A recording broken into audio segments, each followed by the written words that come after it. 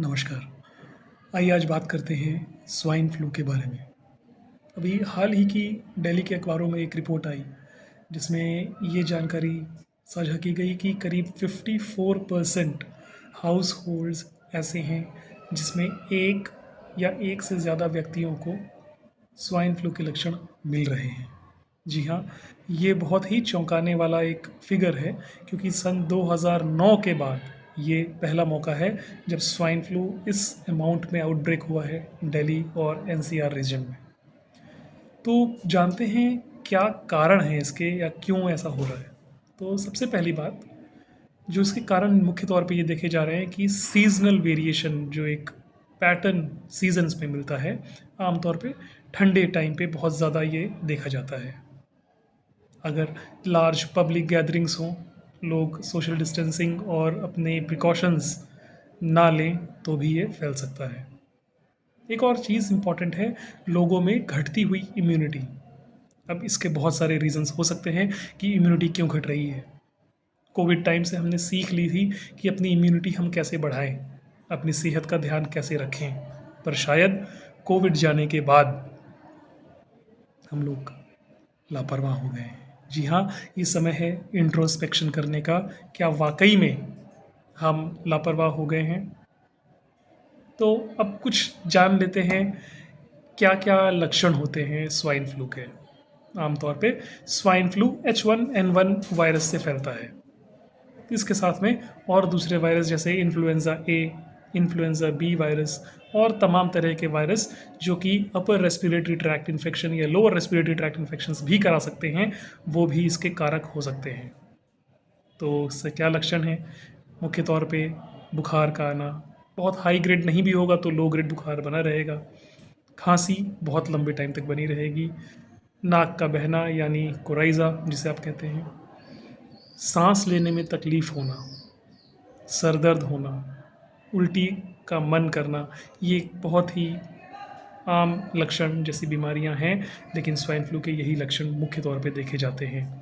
यदि बीमारी ये बढ़ती है तो धीरे धीरे मरीज़ को सांस की तकलीफ़ अचानक से बढ़ना शुरू हो जाती है, शरीर में ऑक्सीजन का स्तर कम होने लगता है और मरीज़ को हॉस्पिटल एडमिशन की ज़रूरत पड़ सकती है। अब हम बात करते हैं कि इसमें ट्रीटमेंट या कैसे हम इसको उपचार करें। मैं एक मेडिसिन स्पेशलिस्ट हूँ और मैं आम तौर पे अभी ये देख रहा हूँ कि जो मरीज़ों की संख्या है ओपीडी में बहुत बढ़ गई है। और जी हाँ, वाक़ई में ऐसे मरीज़ जो पहले बहुत कम मिलते थे, इस टाइम पे इस सीज़न में बहुत ज़्यादा देखने को मिल रहे हैं। सभी में मोटे-मोटे तौर पे यही एब्नॉर्मैलिटीज़ मिलती हैं, लेकिन कुछ मरीज़ ऐसे भी हैं जिनको आईसीयू तक की ज़रूरत पड़ रही है। H1N1 हम कैसे टेस्ट करें, ट्रीटमेंट का सबसे पहला स्टेप यही है। तो पहले टेस्ट करने के लिए आरटी-पीसीआर टेस्ट जो कि कोविड टाइम में भी होता था, वो बहुत ज़रूरी है। आरटी-पीसीआर का मतलब क्या है? आरटी-पीसीआर एक real time polymerase chain reaction test है जो कि वायरल इन्फेक्शंस का पता लगाने के लिए किया जाता है जनरली मुख्य तौर पे। तो यदि आरटी-पीसीआर टेस्ट आपका पॉजिटिव आता है और ये प्रूव होता है कि आपको H1N1 है, तो सबसे पहला जो आपको इलाज करना है, अपने आप को आइसोलेट करना है। पानी की मात्रा बढ़ानी है। अपने जो नियरेस्ट डॉक्टर्स हों उनसे आप संपर्क करें। जो भी दवाइयाँ आपको प्रिस्क्राइब की जाएँ वो टाइम टाइम पे लेते रहें। मुख्य तौर पे इसमें जो दवाइयों के प्रकार हैं वो कुछ इस तरह से हो सकते हैं, जैसे शुरुआती स्टेजेस में हम एंटीवायरल्स यानी ऐसी दवाइयाँ जो वायरस को ख़त्म करती हैं या रोकती हैं बढ़ने से, वो यूज़ करते हैं। कुछ टाइम पे हम स्टेरॉइड्स का भी यूज़ कर सकते हैं और जनरली बुखार कम करने के लिए कुछ दवाइयाँ प्रिस्क्राइब की जाती हैं।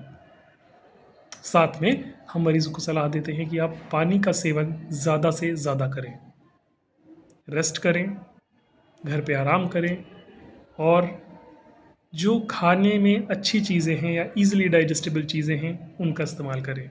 सीज़नल फल खाएं।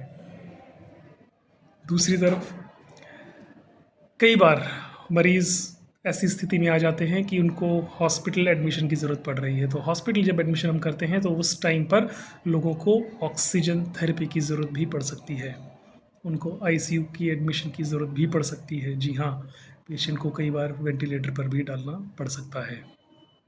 तो ये बहुत ही कम परसेंटेज के मरीज़ों में होता है, लेकिन मुख्य तौर पे मरीज़ स्वतः ही ठीक हो जाते हैं। पर जी हाँ, हमें एहतियात बरतना है, सावधानी बरतनी है, अपने लेवल पे सारे प्रिकॉशंस हमको लेके रखने हैं और जानना ज़रूरी है कि कैसे बचें।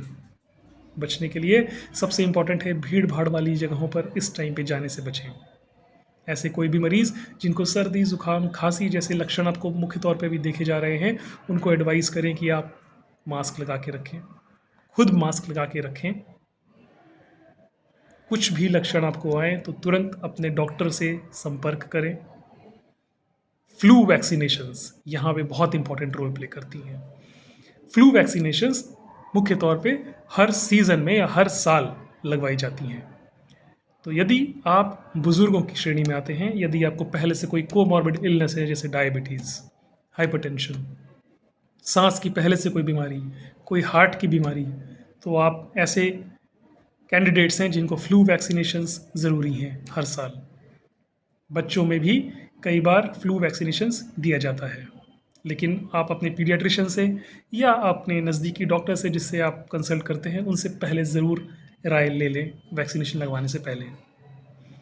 फ्लू वैक्सीनेशंस की इम्पॉर्टेंस ये है कि यदि आपको इन्फेक्शन होता भी है, तो वो बहुत माइल्ड होके निकल जाएगा और जान का खतरा ना के बराबर रहेगा।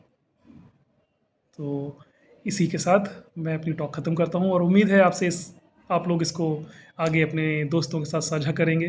कोई क्वेरी हो तो आप मेरे चैनल पे हमेशा कमेंट कर सकते हैं। Thank you.